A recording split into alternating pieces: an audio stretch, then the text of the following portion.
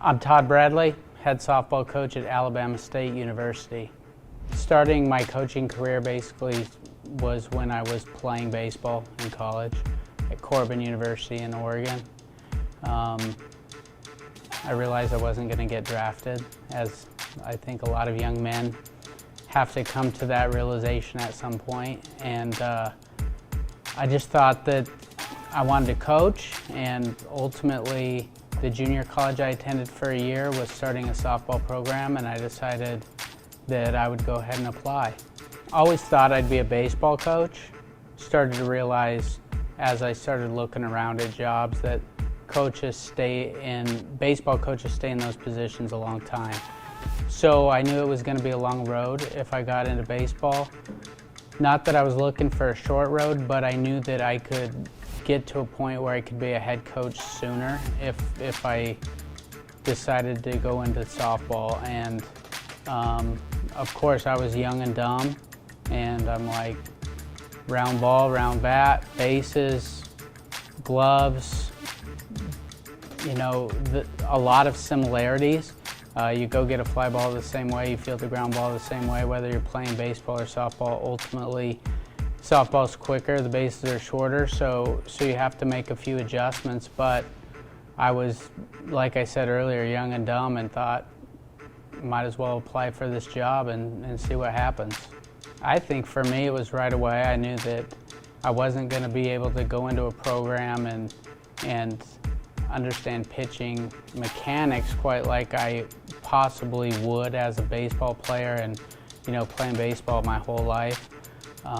I think that going to clinics and listening to people who taught softball pitching was probably right off the bat the first thing I wanted to do, because I don't think you ever want to get into any situation where you don't feel like you know something, or the people that are around you don't feel like you know something. So taking those steps to better myself from a standpoint of, one, coaching female athletes, and two, coaching a game that pitching and some of the nuances are a little bit different. So I think it was right away. I just had to look at myself and say, I don't know it all, and I still don't know it all, but ultimately make sure that I get out there and learn things so I can teach. So I can teach from that aspect of understanding.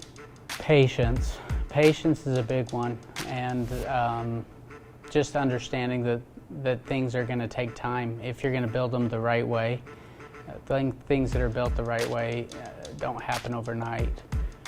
I understand that also you've got to go where there's job opportunities, and started at junior college level, was there for 4 years. Then I started the program at Corbin, which was Western Baptist, when I attended there. And I was there for a year, and then got an opportunity to go be an assistant coach at Utah State. And thought to myself, yes, D1, that's what I want to do. And I realized when I was in Logan for 2 years that not all Division I programs are created equal when it comes to resources and some of those things. So it was my first eye-opening experience when I was in Utah, understanding that when you're talking about the Oregons and the Alabamas and the Auburns, that that Utah State might not be at that same level. And so understanding for myself that I wanted to be a head coach again, then I took a Division II program in North Carolina. So that was my first leap of faith, so to speak.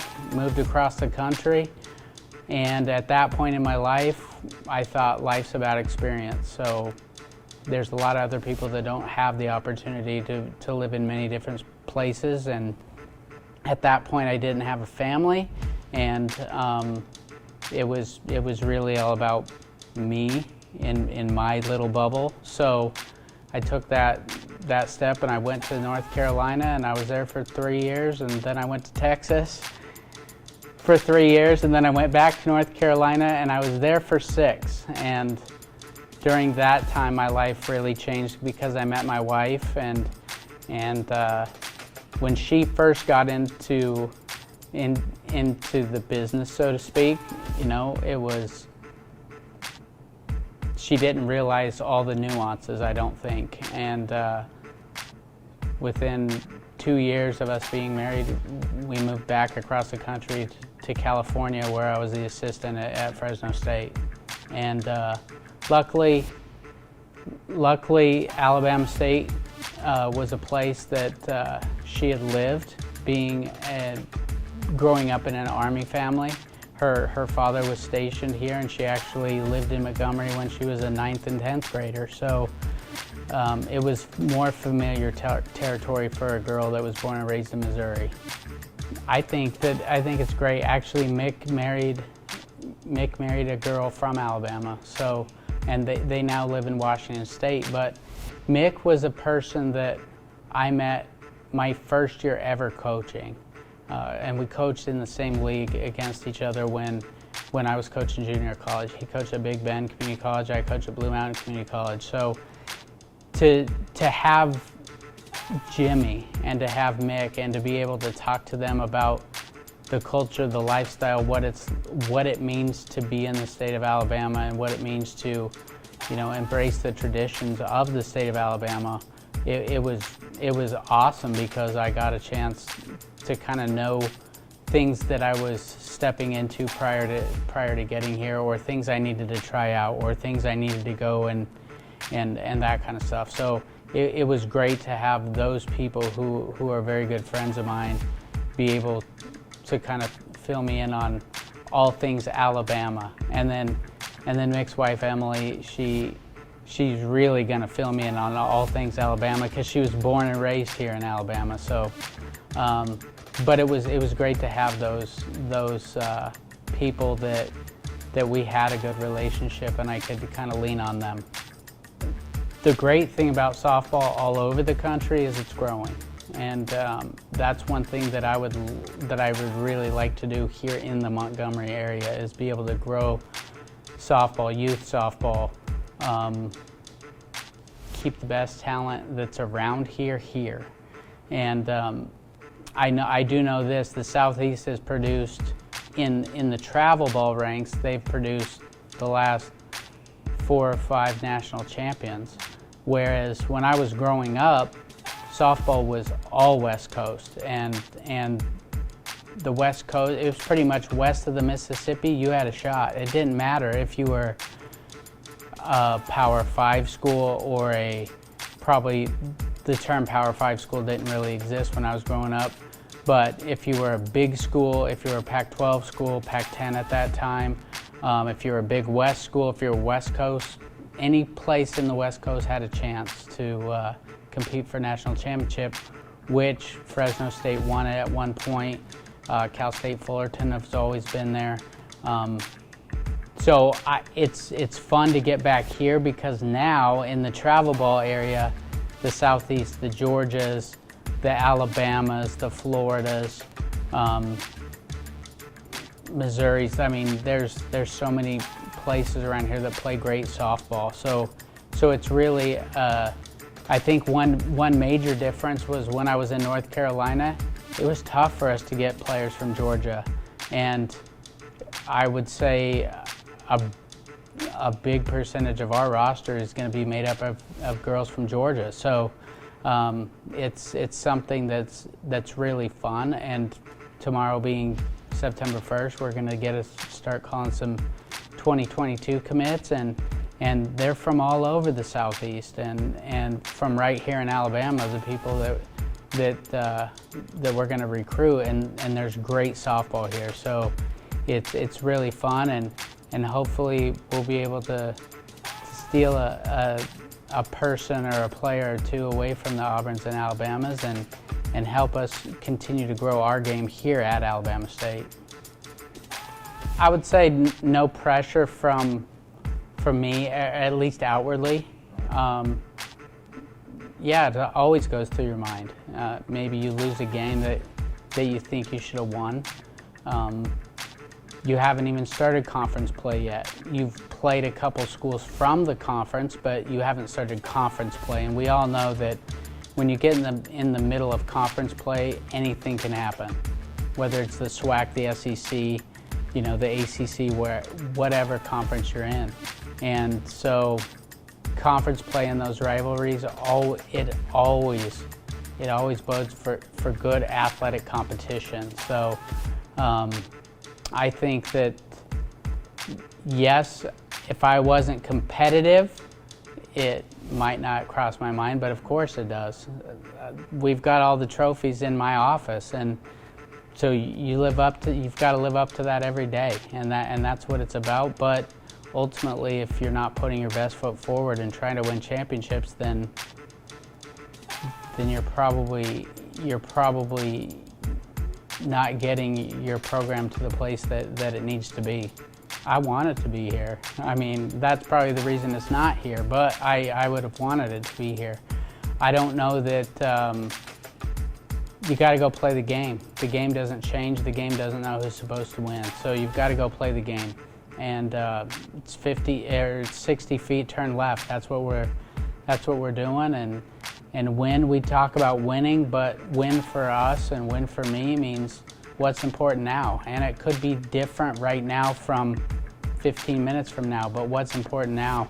And we're trying to win at everything. So taking care of what is important right now is ultimately our number one goal. Born and raised in Pendleton, Oregon, so you talked about moving across the continent. Always was baseball, everything was baseball. If you talk to my parents to this day, it was always baseball. It could have been the middle of football season, could have been the middle of basketball season. I wanted to be playing baseball. Even though I did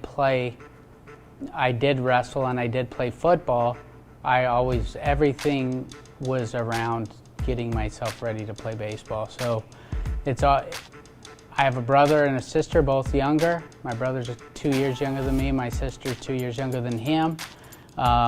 They still live out west. My brother and his wife live in Montana, and my sister and my parents and my grandmother, who's 97, still live in Oregon. And it's competitive. Our whole family's competitive, even though my dad and myself are laid back. Everything's competitive. We always want to win, whether we're playing darts in the garage or we're going to the golf course or we're watching a sporting event on television. Everything's competitive, and I think that growing up in that atmosphere and being able to be who I was, which was a competitive person that wanted to, everything was about sports for me. I think that it was just all about allowing me. I would like to think even though I was the firstborn, I'm still kind of the black sheep. I was the one that I'll move across the country, I'll do this, I'll do that, I'll keep just trying to push the envelope, so to speak. But it's all about making every day count, really, and that's how I was as a kid too. Why not Alabama State would be the answer. We produce championships, we graduate players, and it's one of the greatest schools I've ever been at, and I'm just excited to see where we go from here. You're gonna graduate. That's my number one message to them and their parents is, I promise your daughter's gonna graduate, or I promise that you're going to graduate. That's number one. It's about taking care of the next 40 years of your life. After the 4 years, you get to hopefully play here and play at a high level. And then we're going to win championships. We're going to put ourselves in a position to be successful every single day. We're going to work hard, but we're ultimately going to take that same approach in the classroom, off the field, and on the field, and try to be winners in life as well. I'm Todd Bradley, and that's my story.